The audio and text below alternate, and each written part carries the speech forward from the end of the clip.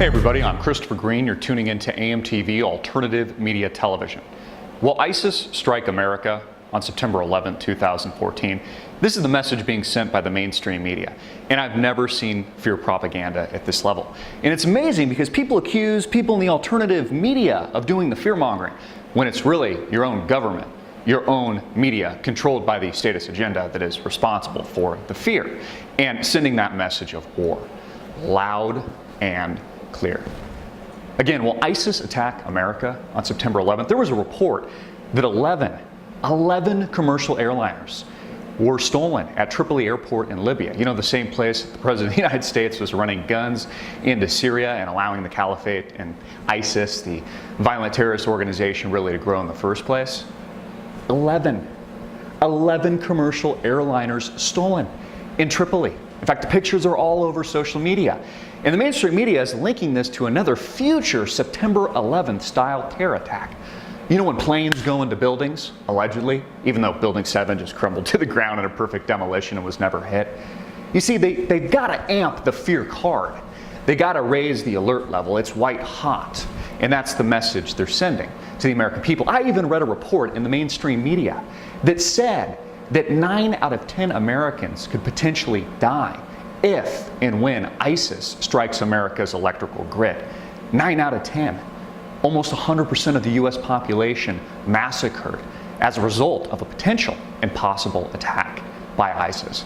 Now, of course, this is fear propaganda. Of course, the Obama administration has been building this narrative with people getting their heads chopped off, even though that first video with James Foley was a fake. And then the second video, bullshit, right?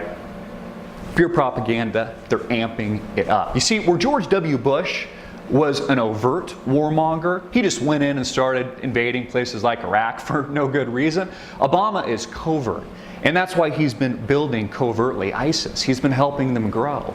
That's what running guns from Libya into Syria, you know, the scandal that was Benghazi Gate and Christopher Stevens, that's why he's allowed this to happen. Because it gives him a reason to start the limited airstrikes, which have now mounted into the hundreds and hundreds and hundreds of airstrikes in Iraq and soon to be Syria. You see, this is all a part of destabilizing Bashar al-Assad's regime. And you see, I think people are beginning to understand the motive here. I think that they're beginning to understand that ISIS came to power because of the United States. You see, the United States props up dictators like Libyan leader Muammar Gaddafi or Saddam Hussein.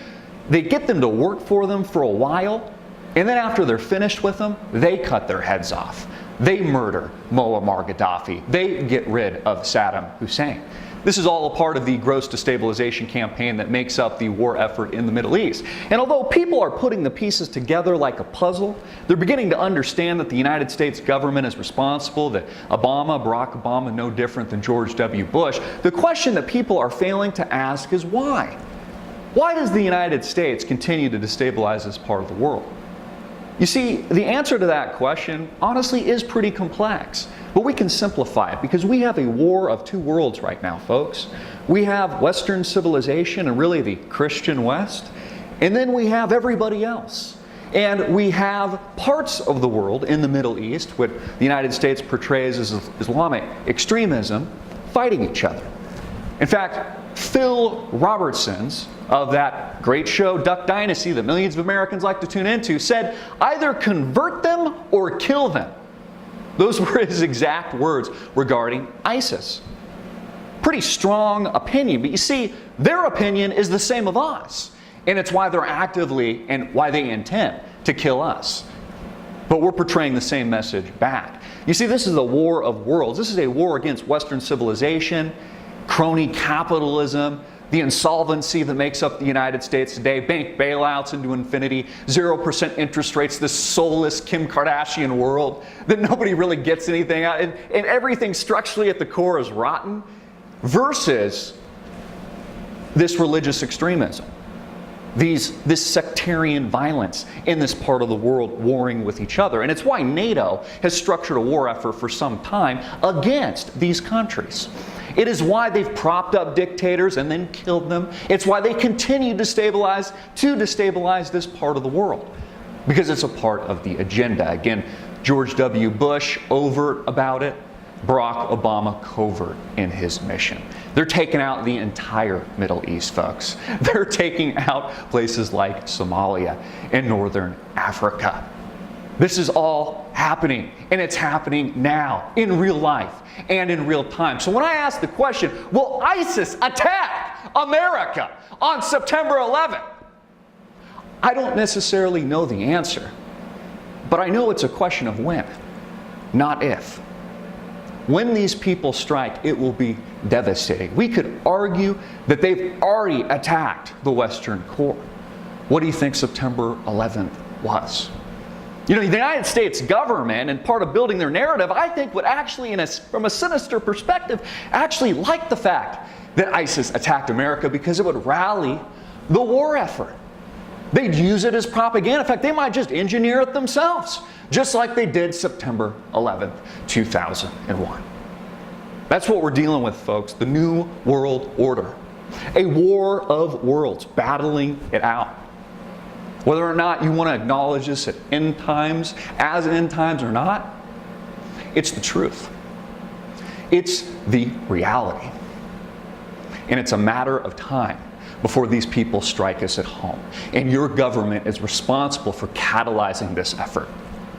It gives the Obama administration a reason to attack these countries, and it's why they've allowed ISIS to grow. It's why they've allowed Libya to be toppled into chaos. It's why they've helped the revolution and re-revolution in Ukraine. We are at war with the BRICS nations, Brazil, Russia, India, China, and South Africa. This is about money.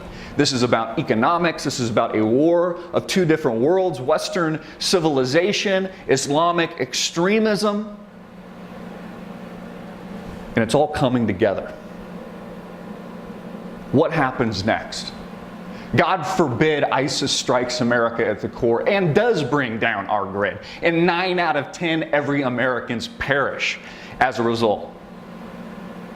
Who's to blame for that?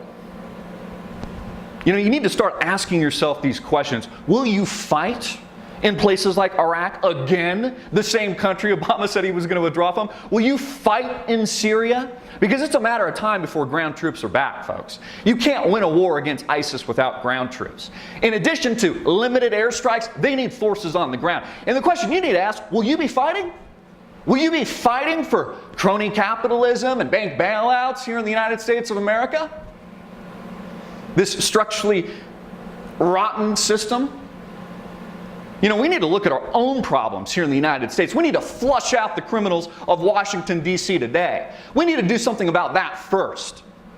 These people at the top of the upper echelon of Washington, D.C., folks, have lost all of their credibility, and they cannot be trusted. They are responsible for these heinous acts, and they are responsible for future heinous acts. And again, it's not a question of if, it's a question of when. ISIS, the new boogeyman, the new Al-Qaeda, the new target for self-destruction. I'm Christopher Green. Get this out everywhere, make it viral, hard-hitting it in your face, and click the link below to support our sponsor. Check out our sponsor, ProPureUSA.com. That's ProPureUSA.com, the leading innovator in water filtration systems. Get all of your water filters at ProPureUSA.com. Click the link below right now.